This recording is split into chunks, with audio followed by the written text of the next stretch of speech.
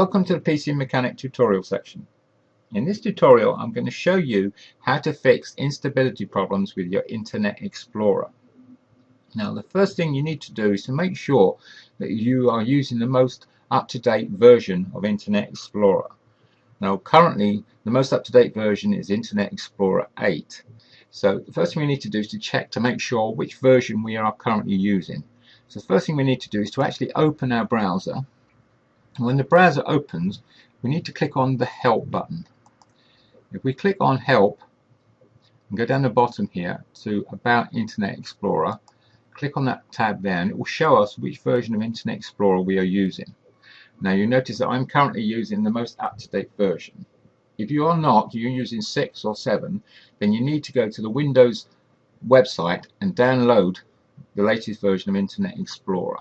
And this may solve your problem, but if it doesn't, then we need to go into the tools.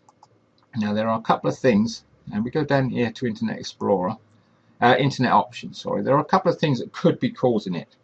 It could be just the fact that you have a corrupt temporary file or a cookie stored on your PC system, or it could actually be the settings that you're using for your Internet Explorer.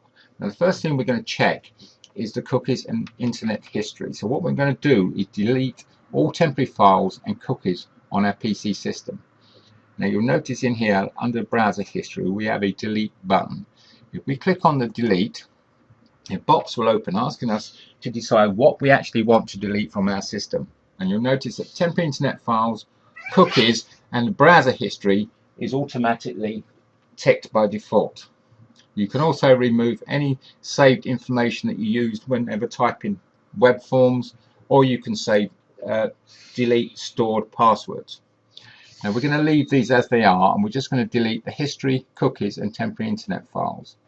So if I click on the delete button, it will now go through the process of deleting these files. Now this could take several minutes depending on how many files and cookies you have stored on your PC system.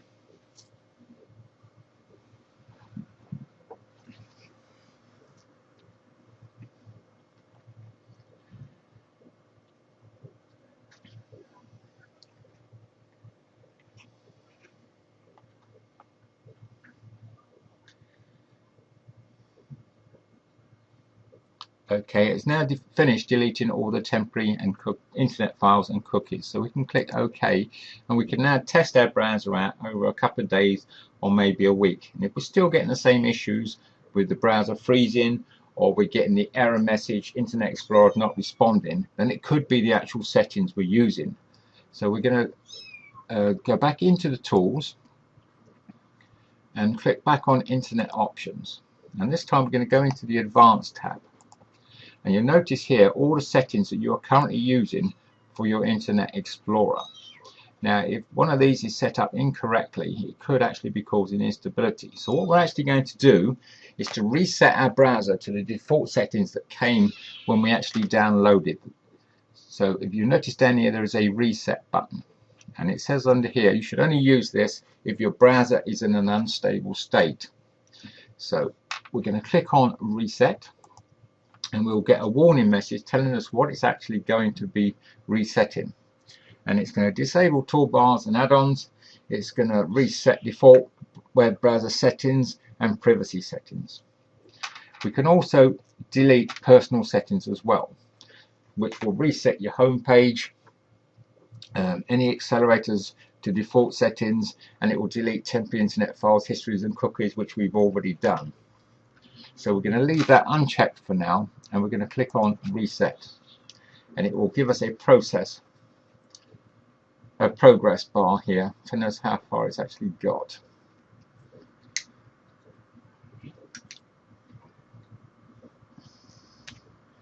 Okay, it's now finished deleting those, and we should get up the warning bar now telling us that we need to restart our browser.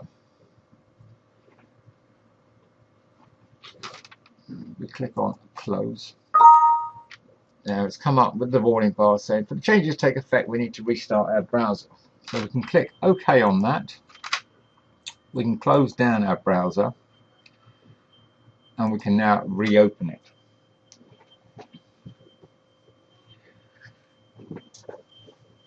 Now when the browser reopens, it's going to be in the default settings that it was when we first downloaded it. Now depending on which version of Internet Explorer you actually got, it could go through the setup process as it did before, asking us some basic settings for our Internet Explorer.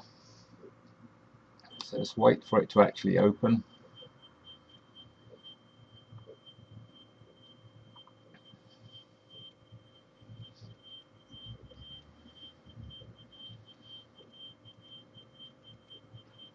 Okay, it's now open, and we get the normal welcome screen. Now what it's asking us to do here is to go through, it's like an installation wizard. So we just need to click on the next button, and it's asking us various questions. Do we want to turn on suggested sites?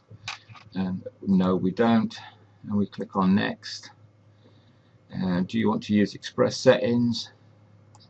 Click yes.